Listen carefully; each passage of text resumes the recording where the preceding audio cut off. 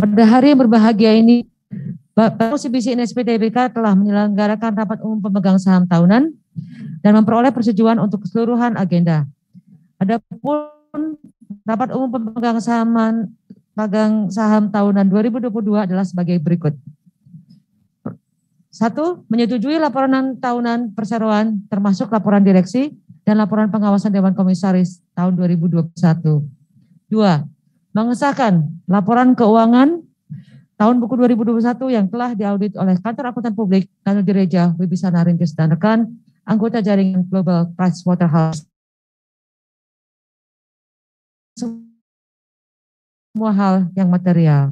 Menyetujui pelunasan pembebasan tanggung jawab sepenuhnya atau akut edicat kepada seluruh anggota direksi dan komisaris atas tindakan pengurusan dan pengawasan yang telah dijalankan selama tahun 2021. Yang keempat, menyetujui penggunaan laba bersih perseroan untuk tahun buku 2021 dan sebagai berikut.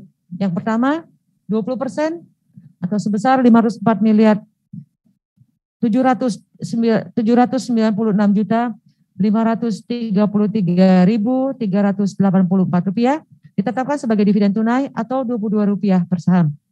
Sebesar 100 juta rupiah disisihkan untuk cadangan umum dan sisa laba bersih ditetapkan sebagai laba ditahan. Nomor 5, menyetujui pemberian kuasa dan wewenang dengan hak substitusi kepada direksi untuk menetapkan jadwal dan tata cara sesuai dengan ketentuan yang berlaku untuk pembayaran dividen tunai 2021 tersebut. Nomor 6, menyetujui pembelian kembali saham perseroan dari pemegang saham publik sejumlah maksimum 436.000 saham dari total modal yang telah dikeluarkan dalam rangka pemberian remunerasi yang bersifat variabel kepada direksi dan karyawan dengan mengacu pada peraturan perundangan yang berlaku. Nomor 7, menyetujui pemberian wewenang dan kuasa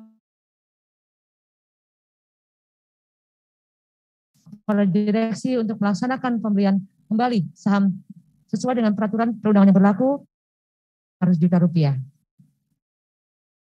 Nomor 2, pengangkatan sebagai direktur efektif sejak ditutupnya rapat ini sampai dengan RUPST 2025. Nomor 9, menyetujui pengangkatan Bapak Nawu Saris efektif setelah mendapat persetujuan OJK sampai dengan ditutup tahun 2025. Yang terakhir, menyetujui pengunduran diri Bapak Haris Sujuganda sebagai Komisaris Independen terhitung sejak pengangkatan Bapak Nawu Bank efektif. Adapun nomor 11, menyetujui pemberian kembali wewenang dan kuasa kepada OCBC Investment Private Limited bagi pemegang saham mayoritas untuk besarnya remunerasi bagi Dewan Komisaris, serta menyetujui pemberian kembali wewenang dan kuasa kepada Dewan Komisaris untuk menetapkan besarnya remunerasi bagi Dewan Pengawas Syariah dan Direksi berdasarkan rekomendasi dari Komite Remunerasi dan Nominasi. Wewenang dan kuasa tersebut di buku 2023 sampai 2025. Menyetujui pemberian dan kuasa kepada Dewan Komisaris berdasarkan rekomendasi Komite Audit untuk menunjuk akuntan publik dan kantor akuntan publik yang akan mengaudit laporan keuangan perseroan untuk tahun buku 2022 sesuai peraturan yang berlaku serta menetapkan imbalan jasa audit dan persyaratan penunjukan lainnya. Selanjutnya, saya serahkan kepada Ibu Hartati selaku Direktur Perseroan yang akan menyampaikan materi kinerja keuangan sepanjang 2021. Pada Ibu Hartati, saya persilakan. Terima kasih Bu Parwati. Selamat siang para peserta paparan publik yang terhormat. Ya. Berikut saya akan menyampaikan kinerja keuangan perseroan tahun 2021. Secara keseluruhan, kondisi perekonomian mulai menunjukkan pemulihan yang didorong oleh kondisi pandemi COVID-19 yang semakin terkendali, turut berdampak positif terhadap pertumbuhan bank pada tahun 2021. Perseroan membukukan laba bersih sebesar 2,5 triliun rupiah, meningkat sebesar 20% dari tahun sebelumnya. Pada tahun 2021, total aset berhasil tumbuh 4% menjadi 214 triliun rupiah, ya, ditopang oleh pertumbuhan kredit sebesar 5% menjadi 121 triliun rupiah, sejalan dengan perbaikan kondisi ekonomi. Simpanan meningkat 6% menjadi 168 triliun rupiah, sehingga rasio kredit terhadap simpanan sebesar 71,7%. Dan rasio kredit terhadap pendanaan sebesar 69,7%. Perseroan berhasil menjaga NPL bruto sebesar 2,4% di bawah rata-rata industri dan rasio kecukupan modal atau CAR menjadi 23% dengan rasio modal inti sebesar 22,1%.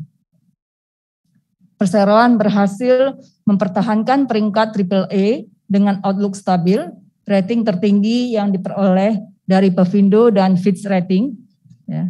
Dan pada akhir tahun 2021, jaringan distribusi perseroan mencakup 211 kantor, 537 ATM, dan dilengkapi dengan berbagai jaringan digital yang dapat diakses kapan saja dan di mana saja. Kalau kita lihat laba bersih perseroan itu naik 20% menjadi 2,5 triliun rupiah pada tahun 2021, didorong oleh peningkatan pendapatan bunga bersih sebesar 7,5%. Di sisi lain, beban operasional meningkat 2% dan beban cadangan kerugian penurunan nilai turun 7%. Margin bunga bersih pada tahun 2021 sebesar 3,8%, terutama disebabkan oleh menurunnya low deposit ratio akibat permintaan kredit yang belum optimal. Total perusahaan meningkat 4% menjadi 214 triliun rupiah pada akhir tahun 2021. Pertumbuhan total aset terutama dikontribusikan oleh pertumbuhan efek-efek dan obligasi pemerintah serta pertumbuhan kredit yang diberikan. Di sisi lain, total ekuitas perseroan meningkat 8% menjadi 32,3 triliun rupiah. Kenaikan ekuitas ini terutama dikontribusikan oleh laba tahun 2021 sebesar 2,5 triliun rupiah. Penyaluran kredit terdiversifikasi pada berbagai sektor ekonomi berdasarkan jenis penggunaannya. Komposisi kredit disalurkan untuk sektor produktif sebesar 86%, yang terdiri dari kredit mogah kerja dan kredit investasi.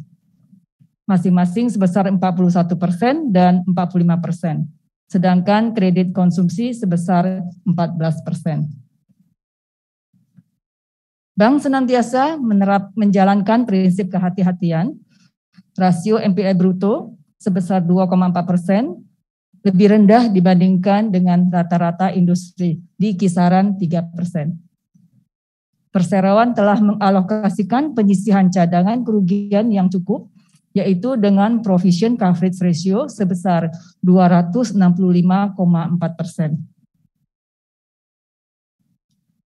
Sejalan dengan perbaikan situasi pandemi, total kredit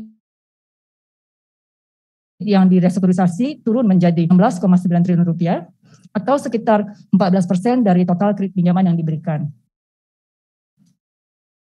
Dan restrukturisasi kredit sebesar 83% terkait COVID-19.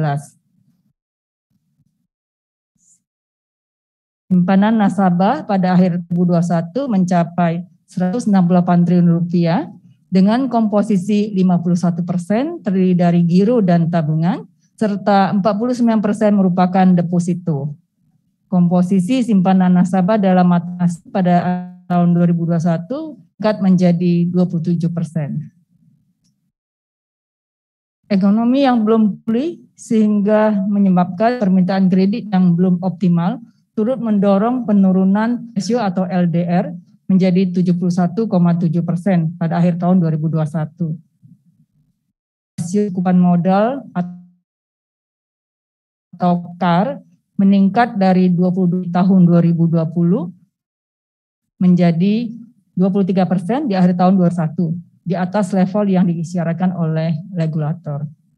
Perseroan juga mampu menjaga rasio efisiensi yang tercermin pada cost to income ratio sebesar 43,4% pada tahun 2021 atau turun dibandingkan tahun sebelumnya sebesar 44,1%.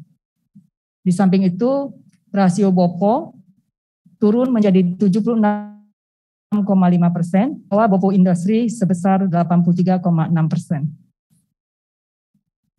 Penurunan rasio BOPO oleh menurunnya beban dan cadangan kerugian penurunan nilai atas aset keuangan. Demikian pemaparan mengenai kinerja keuangan Bank USI untuk tahun 2021. Saya serahkan kembali kepada Ibu Parwati. Terima kasih. Terima kasih Hartati.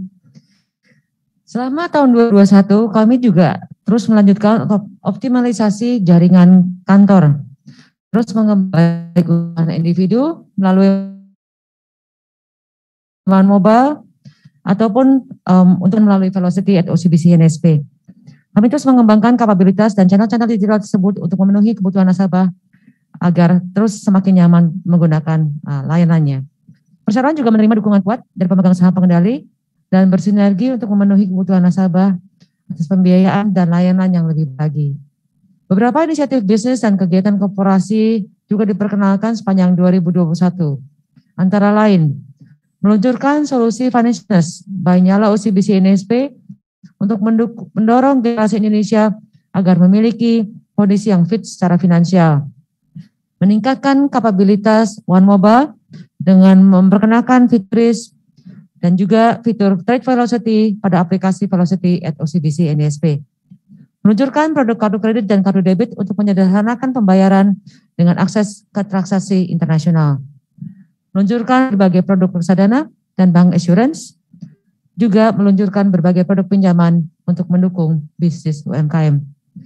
Pada tahun 2021, Perseroan juga melakukan kegiatan CSR dalam berbagai di bidang pendidikan, khususnya literasi keuangan, kesehatan dan lingkungan, serta kemanusiaan. Kegiatan CSR ini terus dilakukan untuk mendorong masyarakat Indonesia untuk bisa terus melaju jauh, memberikan kontribusi terbaik untuk Indonesia. Perseroan juga menerima berbagai penghargaan dari dalam dan luar negeri yang dapat dilihat dalam materi presentasi. Para peserta paparan publik tahunan yang kami hormati, selama tahun 2021 dan kedepannya Perseroan senantiasa berupaya untuk mempertahankan kinerja yang berkelanjutan serta mengoptimalkan efisiensi dan produktivitas. Bank OCBC NSP di usianya yang ke-81 akan mempersiapkan diri dan berkomitmen untuk berperan yang lebih besar, membawa Indonesia melaju jauh menjadi mitra terpercaya untuk meningkatkan kualitas hidup. Demikian yang dapat kami sampaikan.